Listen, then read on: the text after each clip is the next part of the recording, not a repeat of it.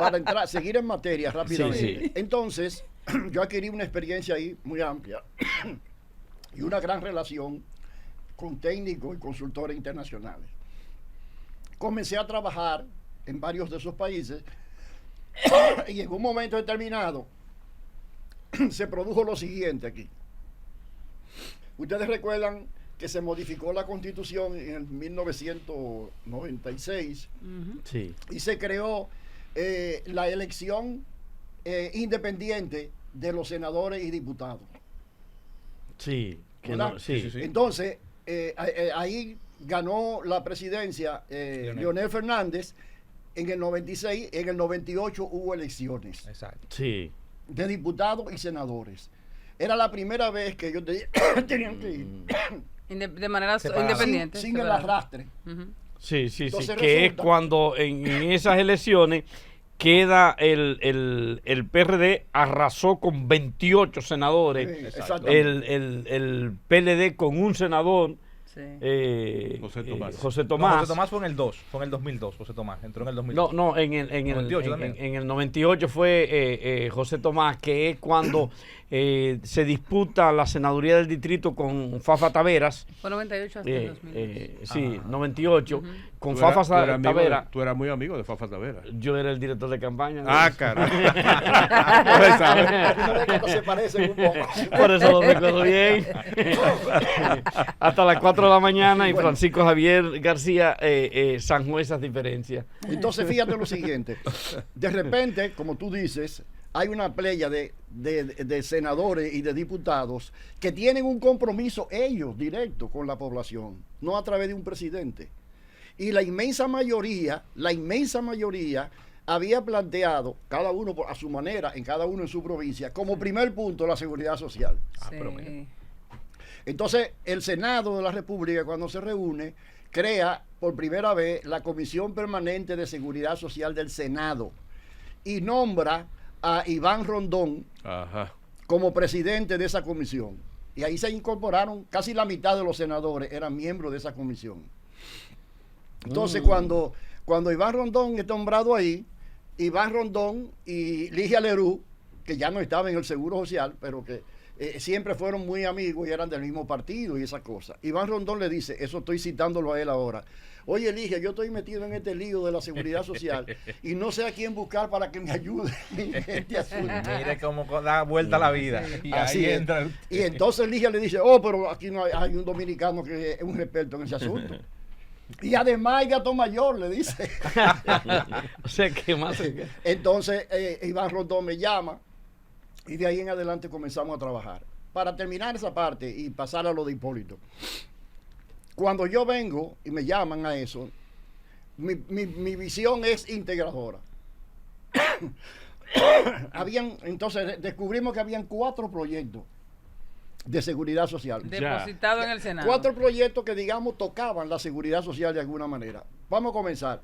Uno del papá del presidente Abinader. Rafael Abinader tenía un proyecto que le daba pensión a las viudas y a las madres solteras. José Rafael Abinader. José Rafael Abinader, ¿no? ¿Verdad? Milagro Ortiz Bosch y Bulnigal, la senadora Bulnigal. Inés Bulnigal. Exactamente. Que sigue siendo Tenían senadora, un ¿eh? proyecto, No, volvió. Sí, Sí, sí, volvió. por eso digo, sigue tenían siendo. un proyecto sobre las estancias infantiles. Había un proyecto que ordenó hacer el presidente Leonel Fernández, que se llamó el proyecto tripartita, que vino la OIT con todo su aparataje, esas cosas, y se pasaron unos cuantos meses haciendo un proyecto, y que fue engavetado porque no respondía a las características. Ese era el tercero. Y un cuarto que plantearon los senadores del Acuerdo de Santiago, así era que se llamaban, Sí. ¿no, verdad? Del Acuerdo de Santiago, en esa etapa de transición antes de tomar posesión del asunto. Todos eran incompletos, pero todos tenían cosas de valor que había que aprovecharlas. Y ese fue mi papel y mi función Integrarlas. en ese sentido. Integrarlo en un solo Por proyecto. esa razón, el primer proyecto que yo preparé se llamaba Proyecto Unificado de Sistema Dominicano de Seguridad Social. Unificado, porque Lo abarcaba a todos. integraba todo. Bueno, en ese proceso el senador Iván Rondón logró, yo tengo que reconocerle a Iván Rondón la confianza que me dio. Nunca me hizo limitaciones en términos técnicos ni de mi trabajo. Nunca intervino en los asuntos técnicos, ni mucho menos, sino él lo que hizo fue que me dio toda la libertad la confianza de cooperar. La confianza, ¿no? Y yo a él le reconocí todo el papel que él jugó como líder político del asunto. Que fue grande, ¿eh? Bueno, nosotros logramos que, acuérdense que ahí vino las elecciones del 2000. Del 2000, del donde 2000. gana Hipólito Mejía. Y nosotros logramos que no se politizara el tema de la seguridad social en los candidatos. Hablamos, sobre todo Iván habló con todos los candidatos para que esa cosa se mantuviera, que hablaran de eso, pero no politizado y cosas. Pero además de eso, comenzamos una campaña, porque ya teníamos un proyecto, para el 2000 ya teníamos un proyecto. Comenzamos una campaña para presentárselo a los candidatos presidenciales. Intentamos varias veces y se puso fecha varias veces para Danilo Medina. No se pudo, por razones que sea. Intentamos con Hipólito Mejía y ese sí pudo. Entonces Hipólito Mejía nos recibió un día y nosotros hicimos una presentación de ese proyecto. Siendo candidato, Hipólito el candidato. Candidato, sí, era 2000, candidato a en los el 2000, candidatos, a los candidatos. Cuando terminó la presentación que yo le hice, Hipólito Mejía sacó un bolígrafo y dijo: búsquenme el decreto que lo voy a firmar. Ay, Y después de tanta lucha, ¿verdad? Dios Se logró. mío. Se logró. qué bello. Y así mismo fue. Así era Hipólito. Así era. Dios mío. Ese era el mismo. Y sentó un plumazo positivo. y escribió historia, hizo historia, porque ya Y déjeme es decirle historia. que si no Es hubiese sido historia. por la voluntad de Hipólito y el carácter de Hipólito, nosotros no hubiéramos pasado quizás 1 o 2 años más discutiendo con la MD. Con la MD. El proyecto se dilató 1 año más. AMD, porque la Asociación MD Médica Dominicana. Comenzó, Colegio Médico Dominicano, la Asociación Médica Dominicana en ese comenzó a cuestionar una serie de características de la ley. Como siempre. Claro. Claro. Ellos Y siempre ahí tienen vino su posición. Carlos del Pozo. Don Arismendi, hay una Increíble, tarea- la historia hay que conocerla Ah, para sí, no sí. repetir lo negativo de ella. Hay una tarea pendiente, no solo de esta gestión, sino que viene de gobiernos anteriores. Y hay un caso de éxito que se llama SENASA. Lo fue en el pasado Así es. y lo sigue siendo en la actualidad. Particularmente me siento muy contento por la inclusión que están haciendo de sectores vulnerables con el seguro subsidiado. Ahora bien, hubo hace un tiempo una decisión de la Suprema Corte de Justicia, inclusive la propia ley lo contempla, que todos los empleados públicos deben estar afiliados a SENASA. ¿Ha tenido usted conversaciones sobre ese particular con el presidente Abinader? Y si la ha tenido, me gustaría saber cuál ha sido el parecer suyo y del presidente en ese sentido. Bueno, no, sobre ese tema yo no he conversado con el presidente Abinader y déjeme decirle que hemos tenido muy buenas relaciones y una relación muy particular. Yo a veces le he escrito a través del celular mensaje, a los 5 minutos el presidente Abinader le responde. Esa es una característica de él.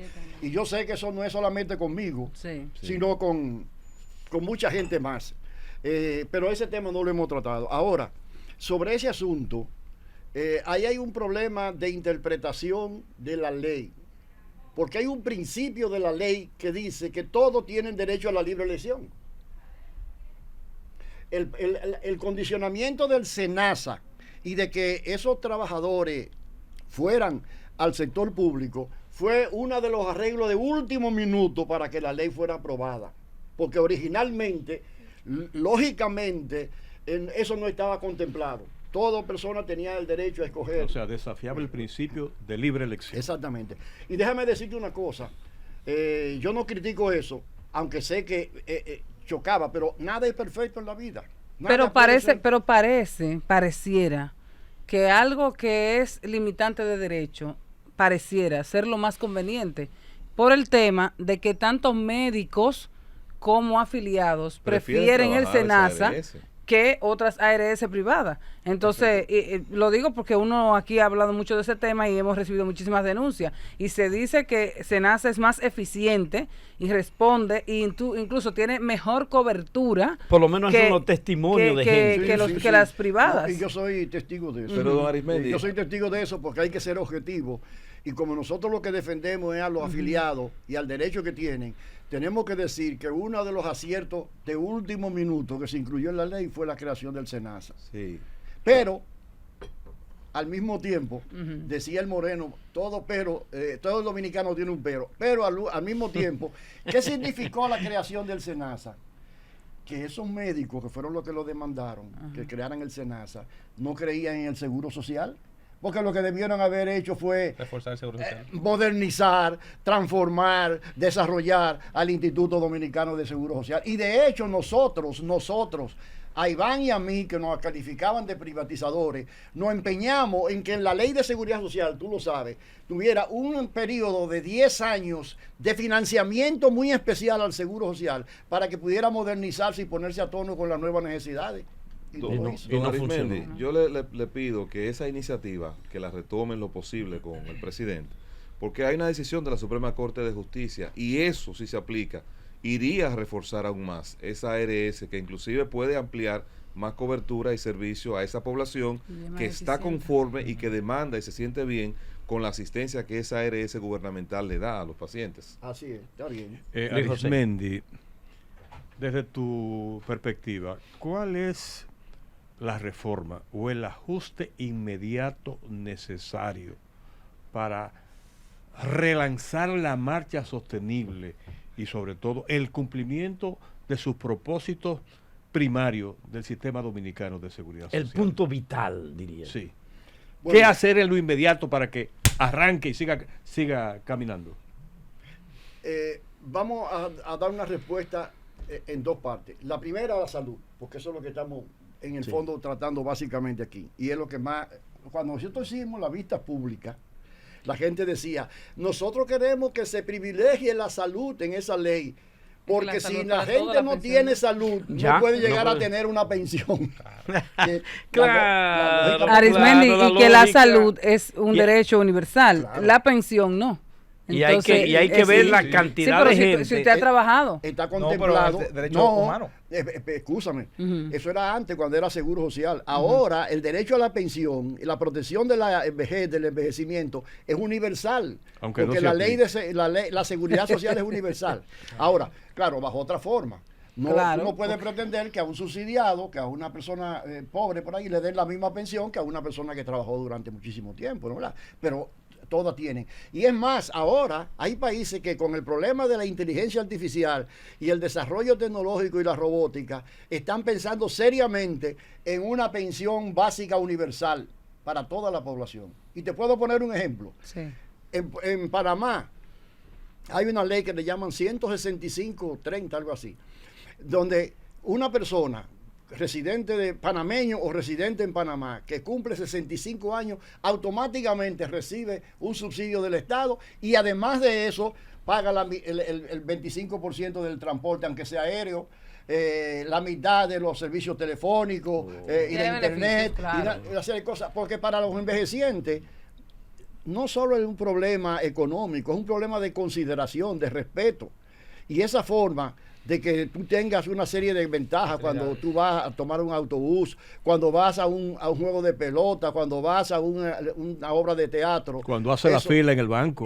cuando hace la fila, eso dignifica al ser humano y lo hace... Es un sentir agradecimiento, mejor. es un agradecimiento, incluso es una recompensa Bueno, por la entonces, vida. Quedándonos en la parte de salud por el momento, nosotros afirmamos, y lo queremos decir aquí con toda responsabilidad, que para mejorar ahora mismo, eliminar el 95% de las incomodidades, de la inseguridad y de la insatisfacción que tiene la población en materia de seguro familiar de salud, que la tiene, y nosotros la reconocemos, no hay necesidad de modificar la ley. Ajá. Para lo que hay necesidad de modificar la ley es para la parte de pensiones, que si el tiempo da ahorita podemos hablar de eso. ¿Por qué? Porque, por ejemplo, los copagos, el pago de diferencia de que se habla, eso no está contemplado en la ley, eso es ilegal. ¿Cómo? El único copago que establece la ley de seguridad social es en el artículo 130 que dice que cuando tú compras una medicina ambulatoria, tú tienes que pagar el 70% del precio de farmacia y la RS el 70%. Eso- es el único. Don Arismendi, eso es la diferencia, lo que Para llaman la diferencia. consulta. La diferencia, Estamos hablando sí, para la la Yo voy donde consulta. usted como Diferencia. médico y tengo que pagar, dejar 500 pesos y el seguro paga el resto. Exactamente. Entonces, mira, si nosotros, siendo sensatos ya por la edad y las canas, ¿no verdad? Si nosotros comenzáramos a desmontar esos copagos ilegales, inmediatamente la población se sentiría altamente satisfecha. Porque déjame decirte que ya yo señalé ahorita aquí, el gasto de bolsillo en República Dominicana es uno de los más altos de América Latina. Pero claro. El 45% del gasto nacional en salud sale todavía, a pesar de la ley de seguridad social, de los bolsillos y de la cartera de Y además todos que los nosotros. médicos ponen un precio a como ellos quieren y Exactamente. nadie puede con ellos. O sea, Esa es una situación privilegiada, porque mira, por Claro. ejemplo, para abonar lo que tú estás diciendo, si a ti te recomiendan una serie de análisis de laboratorio, Sí. ya tú sabes que tú vas a pagar ilegalmente, pero vas a pagar un 20%. Un 20%. Pero cuando tú vas al médico, tú no sabes cuánto te va a cobrar de diferencia. y si te tienen que operar, imagínese usted cómo yo, por ejemplo, puedo discutir con ese médico que me va a hacer una cesárea o que me va a hacer un parto. Y que mire, rebájeme para que si me puso 2 puntos Eso de es como menos. pelear con el camarero que te va- Exactamente, o con el que chef una está gente que haciendo te la va a comida. abrir y que tú Don no pides Arismendi, rebaja. y eso Bueno, no pudiera, mira, no por ejemplo. pudiera afectar, por ejemplo, el desmonte de ese copago, porque hay una realidad. Sí, hay que desmontarlo poco a poco. Sí, pero ahí desmontarlo. tenemos una realidad, y es que esa planilla de médicos que aceptan el seguro también tienen un nivel de especialidad y de preparación. De alguna manera eso no pudiera afectar la calidad en el servicio médico. No, mira por qué. Cuando se habla de atención primaria, la mayoría de los quebrantos, una gente que tiene una gripe, que tiene una tos, que tiene una fiebre, etcétera, son atendidos en los barrios. Por los mismos por médicos especializados en atención primaria, pero en los barrios. Y de acuerdo a la ley, tanto los análisis de laboratorio que haya que hacerle, como cualquier placa y los medicamentos son absolutamente gratis. Digo gratis porque no tiene que pagar en ese momento, ya pagó la contribución de la seguridad social. Eso es, ¿no verdad? Bueno, pero sin embargo, entonces si eso se produce, se va a reducir el gasto por ese concepto. Y esa reducción del gasto, esa economía, entonces se puede emplear para pagar mejores tarifas a los verdaderos servicios especializados. ¿Me explico? En el fondo, lo que pretende la atención primaria no es, como dicen algunos, de que economizar dinero, mucho menos de que para que la RS se lo reciba. No, es hacer un cambio, que no se gaste tanto en atender a una persona con una gripe y que se gaste más y se pague mejor Evitando, al ¿no? que atiende a un quebranto de mayor complejidad. Por lo tanto, lo que se trata es, nosotros pagamos, digamos, por esa gripe mucho y poco por la neumonía. Entonces estamos hablando de mayor inversión en la prevención, Exactamente. mayor inversión en la prevención para que quede más recursos para aquellas enfermedades de otro nivel. Exactamente. Don Arismendi, Exactamente. en ese sentido, quería preguntarle, y siguiendo la línea de el amigo Carlos del Pozo, hay profesionales de la salud especializados que no toman seguro. Por ejemplo, los otorrinos. Me pareció en un momento. Me tocó llevar a mi niña y cuando llegamos no tomamos ningún tipo no de importa seguro. lo que usted tenga. No, a menos que sea seguro internacional. Pero no tomamos ningún seguro, ni Senasa ni ninguno. Yo pensaba que eso Con no- el nada tema- más me pasaba a mí. Anda todo. A ti En ese y a sentido, 9.900. En ese sentido, aparentemente ellos, los médicos, no han tenido ningún tipo de reprimenda, por así llamarlo, por ese accionar. Si empiezan a desmontarse los copagos, podríamos correr el riesgo de que todos los médicos digan, mira, nosotros no vamos a recibir seguro. ¿Y qué se puede hacer para evitar que eso suceda? Y si sucede, ¿cómo se le puede contrarrestar? Mira, contrarrestar. es una pregunta muy importante que denota un poquito de atención. De acuerdo a la Constitución de la República, el responsable de la seguridad social es el Estado. El Estado no puede renunciar bajo ninguna circunstancia. No porque yo lo diga bonito, sino por una razón muy especial. En primer lugar, es un sistema obligatorio, universal. En consecuencia, ningún Estado puede decirte a ti que tú tienes obligación de hacer tal cosa y después él descuidarse para que los otros vengan los otros y hagan lo que quieran contigo. En otro país, esa responsabilidad de Estado, por ejemplo, como en Canadá y que quizás en Inglaterra, la asume el Estado con todas sus consecuencias, porque allí como en Costa Rica, los servicios públicos son buenos. Aquí hubo que hacer malabares para establecer un sistema mixto. ¿Por qué? Porque la gente no creía en el servicio público. ¿Tú entiendes cómo es? Sí. Entonces, el problema que nosotros tenemos día a día es una especie de, de chantaje, en el sentido de que, bueno, nosotros no queremos dar el servicio, vayan a los hospitales públicos a ver lo que encuentran. ¿Tú entiendes Porque cómo es? sabemos cuál es la situación que hay en términos Ahora, de eficiencia. Yo te pregunto a ti lo siguiente, ahora permíteme la pregunta al revés. Si esos servicios públicos fueran buenos, ¿tú crees que ese sería el comportamiento? No, claro que no. Por un aspecto de ley demanda. ¿Cómo es? Entonces, lo que Demanda, yo quiero, una de las oferta y Pero demanda. eso, y demanda. eso responde a Solamente una de mis analicemos preguntas. Exactamente. que en Estados Es Unidos decir, no hay clínicas. una acción inmediata, un Todos son ajuste, una hospitales. reforma, un cambio que Con una permita combinación realmente de viabilizar, inversión público-privada. Espérese. que permita viabilizar el cumplimiento de la seguridad social.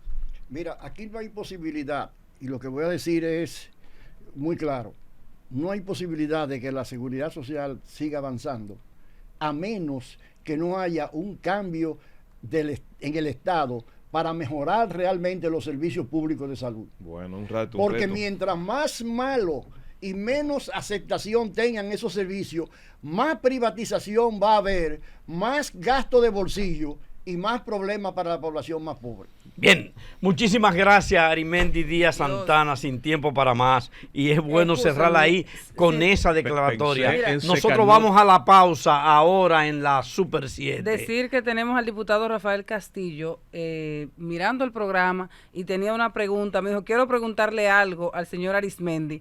Lamentablemente acabamos la No, entrevista. dígale la pregunta. Pero si No, tiene el la, diputado si puede. tiene Diga la, la pregunta, si tiene la pregunta, dígala. vamos a ver.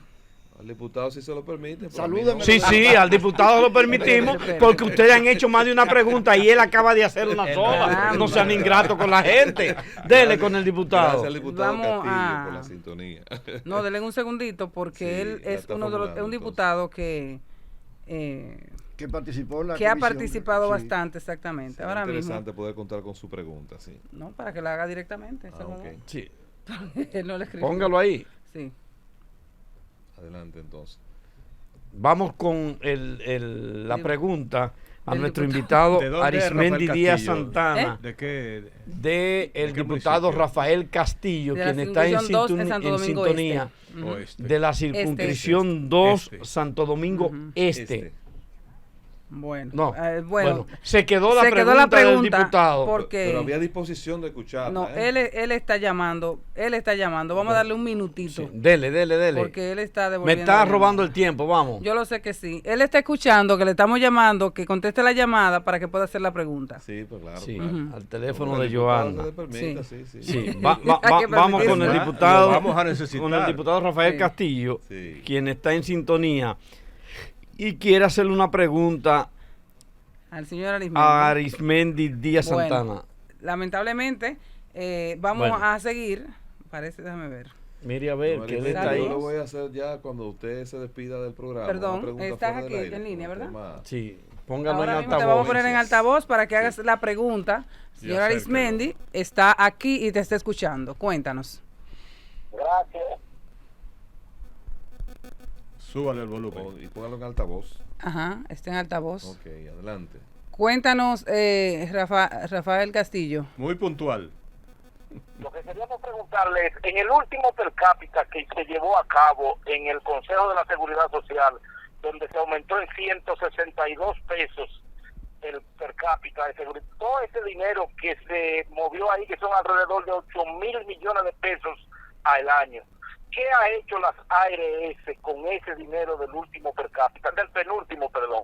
Del penúltimo per cápita que se llevó, que se aumentó, que Que qué ha, se aumentó qué ha en el hecho, ¿Qué ha sucedido con Que que esos se aumentó recursos? en el Consejo de la Seguridad Social. ¿Qué ha hecho sucedido la con ARS? esos recursos? Bien. Gracias al diputado Rafael Castillo. Aquí va la De respuesta. acuerdo a la ley de seguridad social, la cápita se actualiza cada 2 años, por 2 razones. Una, porque se incluyen nuevos servicios, y esos nuevos servicios, como dijimos al principio, tienen que ir acompañados del dinero correspondiente, La porque si no, asignación de no es recursos. seguro. Del presupuesto. Número 1.